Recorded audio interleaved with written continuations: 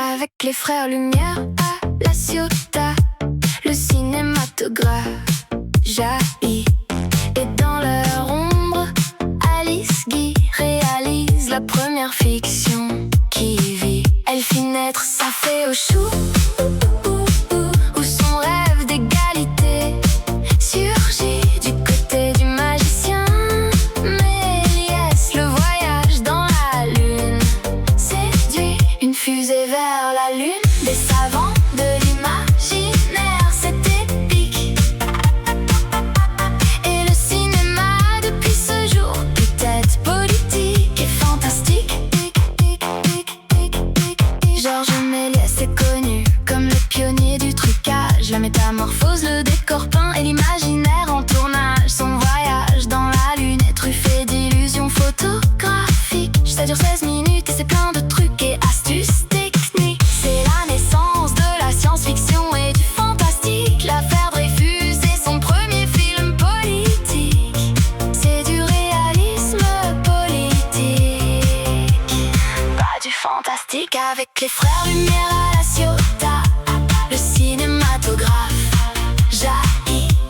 Et dans leur ombre, Alice Guy réalise la première fiction qui vit. Elle fit naître sa fée au chou, où son rêve d'égalité surgit du côté du magicien Méliès. Le voyage dans la lune séduit une fusée vers la lune. Des savants de l'imaginaire, c'est épique. Et le cinéma depuis ce jour peut être politique et fantastique. Alice Guy est la première femme cinéaste de l'histoire du cinéma, mais on n'en parlait pas parce que les hommes ils ne voulaient pas. Elle était contemporaine des frères Lumière et de Georges Méliès, pour lesquels la société en a vraiment fait des caisses. À Alice, on a préféré Méliès, qui aimait bien montrer des fesses. À Gaumont, Alice Guy tourne son premier film, La Fée au chou. C'est un court-métrage d'une minute vraiment très chou. C'est la première fiction de la firme à la Marguerite. C'est une pépite, c'est le premier film fantastique. C'est un film féministe d'une femme qui récolte des bébés, garçons et filles dans des choux. Un message contre les inégalités entre les sexes, dont on n'est pas venu à bout. Avec les frères Lumière à La Ciotat, le cinématographe jaillit. Et dans leur ombre, Alice qui réalise la première fiction qui vit. Elle fit naître sa fée au chou, où son rêve d'égalité surgit du côté du magicien Méliès. Le voyage dans la lune séduit une fusée vers la lune. Des savants de l'imaginaire, c'est épique. Et le cinéma depuis ce jour peut être politique et fantastique. Avec les frères Lumière à La Ciotat, le cinématographe jaillit. Et dans leur ombre, Alice Guy réalise la première fiction qui vit. Elle fit naître sa fée au chou, où son rêve d'égalité surgit du côté du magicien Méliès. Le voyage dans la lune séduit une fusée vers la lune. Des savants de l'imaginaire, c'est épique. Et le cinéma depuis ce jour peut être politique et fantastique.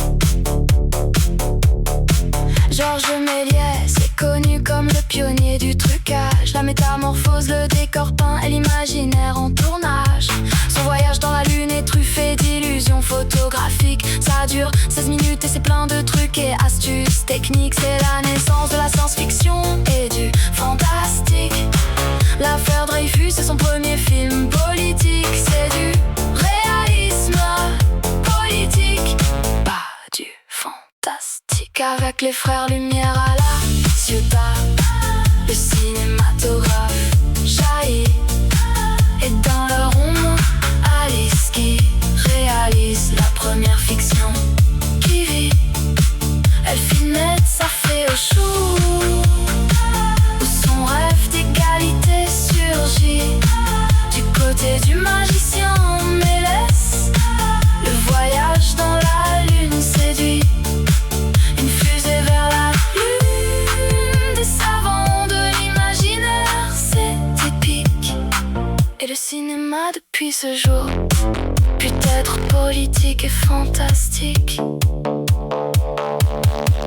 Alice Guy est la première femme cinéaste de l'histoire du cinéma, mais on n'en parlait pas parce que les hommes ils ne voulaient pas. Elle était contemporaine des frères Lumière et de Georges Méliès, pour lesquels la société en a vraiment fait des caisses. À Alice, on a préféré Méliès, qui aimait bien montrer des fesses. À Gaumont, Alice, qui tourne son premier film, l'a fait au chou. C'est un court-métrage d'1 minute, vraiment très chou. C'est la première fiction de la firme à la Marguerite, c'est une pépite. C'est le premier film fantastique, c'est un film féministe. Une femme qui récolte des bébés, garçons et filles dans des choux. Un message contre les inégalités entre les sexes dont on n'est pas venu à bout.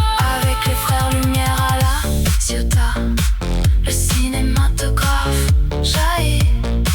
Et dans leur ombre, Alice qui réalise la première fiction qui vit. Elle finette sa fée au chou, où son rêve d'égalité surgit. Du côté du magicien Méliès, le voyage dans la lune séduit. Une fusée vers la lune, des savants de l'imaginaire, c'est épique. Et le cinéma depuis ce jour peut être politique et fantastique.